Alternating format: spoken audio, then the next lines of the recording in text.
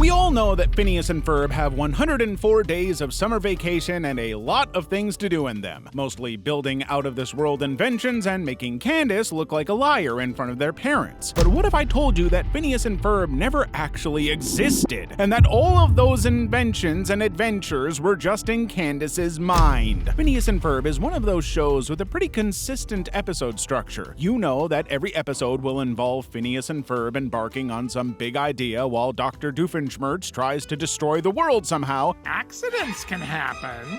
And the whole time, Candace will tell her mom what's going on, and she will be ignored because the kids are good boys. But what if Candace's mom is right? What if the kids really are just good kids and they're not actually doing any of the things that Candace claims they are? What if they just don't exist? Or more specifically, what if only one exists? The theory suggests that Phineas died in some horrific childhood incident likely caused by one of his own creations. Ferb was so traumatized by the whole thing that he ended up becoming mute, while Candace's trauma became entirely psychological, inventing a new version of Phineas in her mind. Now, I know this kind of doesn't make sense right away. I mean, Phineas and Ferb have a ton of friends, and the stuff they're making is pretty obviously real because everyone is reacting to it. Don't worry, I'll talk about that later. But for now, let's take a look at some of the evidence. In the Season 1 episode, The Fast and the Phineas and Ferb decide to upgrade their mom's car, turning it into a race car to win a big car race, despite not being old enough or even knowing how to drive a car. When Candace finds out, she realizes it's a great opportunity to get them busted. But every time Candace tries to get her mom to pay attention, something goes wrong. Phineas and Ferb blast their car into the sky like a rocket. The TV plays a Dandruff shampoo commercial instead of the race coverage. Eventually, a photographer takes a photo of Candace looking pretty rough, which gives her the idea to take a photo of Phineas to bust him. But she doesn't have enough money to buy both, so she gives one back, which the photographer rips up and heads home. Candace rushes to show her mom the photo, but of course, she took the wrong one. It's the photo of her looking awful, covered in dust. But she has hope, realizing that the race is being televised. She puts the television on, catching the moment. Phineas wins the race, but just before her mom comes over, Doofenshmirtz crashes his blimp into the TV tower, shutting down the broadcast. Realizing that the car is still missing from the garage, Candace decides this is the final piece of evidence she needs. When she brings her mom to look, her mom is naturally shocked by what she sees. The kids have washed her car. The car is back in the garage with Phineas and Ferb passing by behind with their giant trophy. This happens in basically every episode. Phineas and Ferb run rings around Candace, and every time she gets even close to getting her mom to see what they're doing,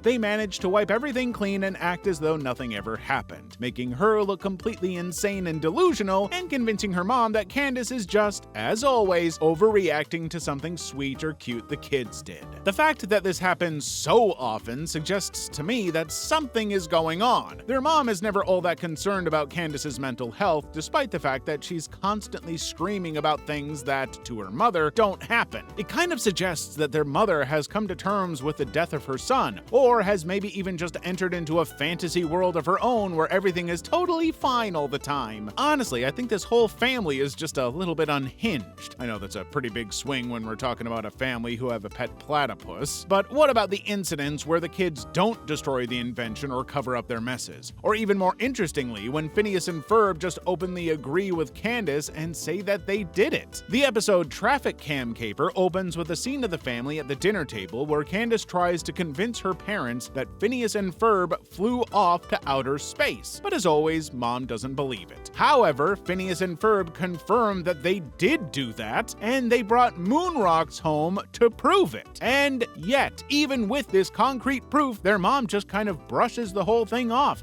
encouraging Candace to use her imagination more often, which is kind of a weird thing to say, given that we're talking about how Phineas is literally a figment of Candace's imagination. But this whole scene really just highlights the fact that nothing Candace says registers with her mom whatsoever. It's almost like they're having two completely different conversations, as if the boys can do no wrong. There's just no way that Candace can win because her mom will always dismiss her. Like I said, their mom seems to be in her own world most of the time, completely unaware of anything going on around her and never really having any emotional changes. She's extremely stable and seems to be coping with life just fine. So I don't think it's impossible to think that she's probably just come to the idea that this is the best way to deal with her slightly slightly unhinged, emotionally distraught daughter. I mean, if I really wanted to, I could argue that even their mom is just imagining Phineas in the way she remembered him too, as a good kid who never did anything wrong. But, let's focus on Candace, right? Honestly, I think it could also be said that maybe her mom is doing a really compassionate thing for her daughter. I mean, if she's emotionally struggling to cope with the loss of her brother, maybe her mom being so stoic and calm about everything is a good thing. After all, if she was freaking out and panicking, it probably wouldn't be any comfort to Candace, who is clearly hallucinating. If anything, it might make her spiral even further out of control. Speaking of hallucinations, let's talk about Perry the Platypus. Throughout the entirety of the show, Candace is one of the few characters to actually encounter Perry in his secret agent persona. On 4 separate occasions, she's caught him in the act, and every time she convinces herself that she's hallucinated the entire thing. What's really interesting about this is that it suggests Candace has a degree of self-awareness about the world around her. She knows when something is strange or unusual, which only makes it more bizarre that she never really stops to question her brother's ridiculous antics. Because surely, if you find a secret agent platypus unusual, you'd also find it strange that your brothers are currently blasting off into outer space to collect rocks, or building an entire diner on the top of the family RV. But Candace never really questions any of that stuff. She's more focused on getting her mom to pay attention to all of it than ever stopping to question why or how they're actually making this stuff happen. It kind of suggests that she's inventing those things. She knew Phineas enough to know exactly what he liked to do and his insane ambitions,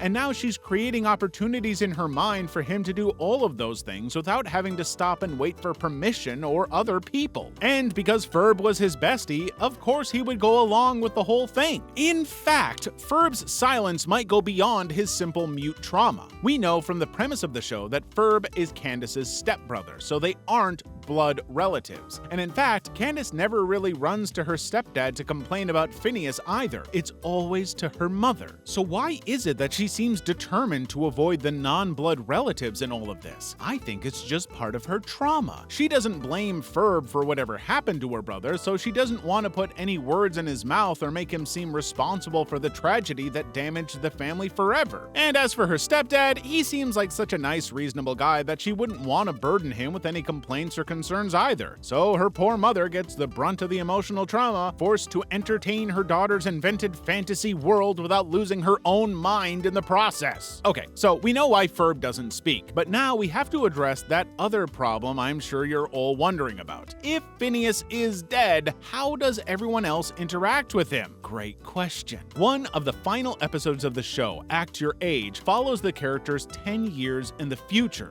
We see Phineas and Ferb facing the challenges of choosing a college to go to, but the episode doesn't have Candace in it at all. The reason given is that Candace has apparently decided to go to law school, presumably to get well-versed in evidence and other methods of capturing or catching Phineas doing something bad. But in the case of our theory, I think you could agree that this whole episode is something completely different. This is Candace's imagination working to envision what Phineas's future would be. In the episode, Phineas is working through the kinds of things that many other people in their late teens work through. He's finally addressing his sort of relationship with Isabella. He's preparing to go to college. He's moving on with his life in a way he never really showed any interest in doing before. And I think you could agree that this is just the kind of future she wishes Phineas could have had if he lived. But now, after years and years of psychologically trying to protect him in a fictionalized version of her world, she's finally ready to let him go and allow him to exist in the world on his own terms. In her mind, of course. But it really does seem like she no longer has this need to chase him around and catch him doing something dangerous or reckless. She just lets him go and live the way he wants to live. It's kind of sweet in a totally made-up way. Anyway, I think this can be expanded over the whole series. There are plenty of episodes and moments where Candace is nowhere near Phineas or his adventures, but he still has a bunch of people to interact with. So I think you could easily argue that she's just imagining his adventures and the antics he would have with his buddies. And then, like I said earlier, all of the Doofenshmirtz and Perry antics are basically like a little side plot her brain has invented because she's kind of unraveling from reality. Yes, you bury the platypus! I think it's easy to paint Candace as a two-dimensional villain character since her whole existence revolves around getting her brothers into trouble, but I think there's something more interesting when we look at her through this lens. I think deep down, Candace really does care about Phineas and Ferb, no matter how hard she tries to frame it otherwise. There's just no real advantage for her getting them in trouble beyond watching them get yelled at. But when you add in the idea that Phineas died somehow in one of his adventures, it takes on a new meaning. Now, it's a story about Candace trying in her head to save her brother that she lost, and I think that completely changes her character for the better. Or maybe it's just a cartoon about two goofy kids who build awesome devices and outsmart their sister. I don't know, man. I just like cartoons.